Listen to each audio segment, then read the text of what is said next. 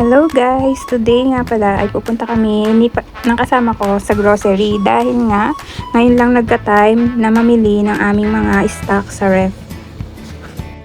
Dahil nga Sabado at araw ng pahinga ay sinamantala na namin na pumunta sa grocery para na rin makapamili kami ng stocks namin na pagkain sa loob ng isang linggo dahil mahirap mamili kapag araw-araw dahil nga sa busy rin sa trabaho.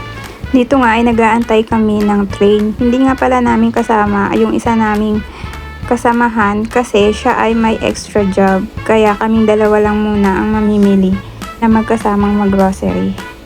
Ngayong araw nga ay sa Lidl kami pupunta dahil dun kami nakakatipid ng aming budget sa pagkain dahil may mga items doon na affordable na wala dito sa malapit sa aming groceryhan. Fast forward at tapos na nga kaming mamili kaya dito na kami nag-aantay sa may bus station ng ruta papunta sa amin.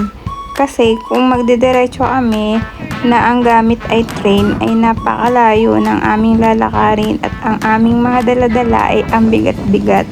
Habang nag-aantay nga kami ng bus ay umupo muna kami dito sa may damuhan at nagkwentuhan para malibang. Forward na nga at ito na nga po yung aming ref, punong-puno na ng laman at ready na uli for another week. Ang mga pinamili lang namin ay bigas, prutas at mga kakailanganan naming baunin pagpapasok na kami sa company.